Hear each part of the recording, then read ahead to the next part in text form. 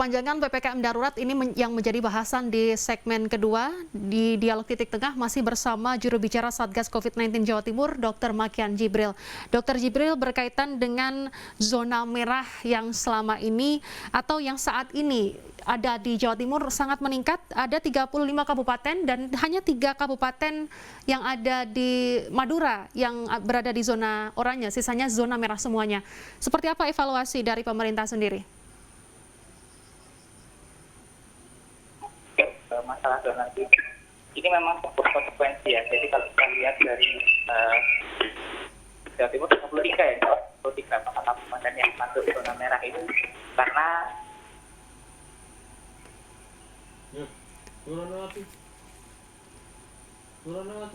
Baik, dokter. Halo ya. Iya, silakan dilanjutkan, dokter. Dengan peningkatan kasus tadi otomatis kan itu sektor ekonomi itu kan kalau masalah zonasi ya, kalau ada peningkatan kasus sampai 1,5 sampai 2 kali lipat dari minggu-minggu sebelumnya, maka hampir dipastikan otomatis sebuah daerah itu akan menjadi zona merah.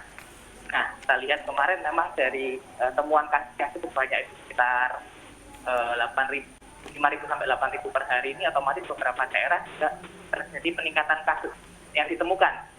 Dengan adanya juga diikuti dengan peningkatan testing. Otomatis dengan peningkatan testing tersebut, terus kasus yang makin banyak, sistem zonasi yang mendeteksi kalau misalnya ada kasus naik sampai 1,5 sampai 2 kali lipat, otomatis daerah itu menjadi merah.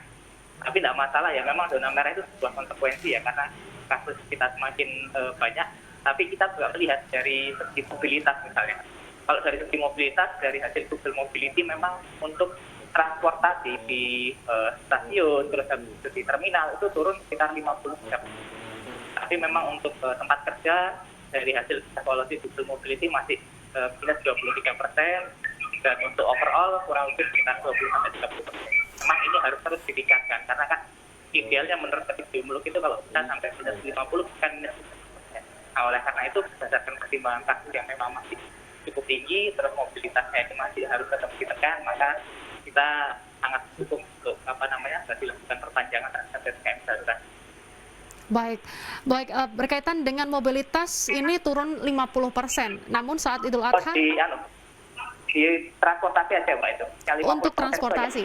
Berarti yang untuk pribadi masih belum turun secara signifikan begitu, Dok?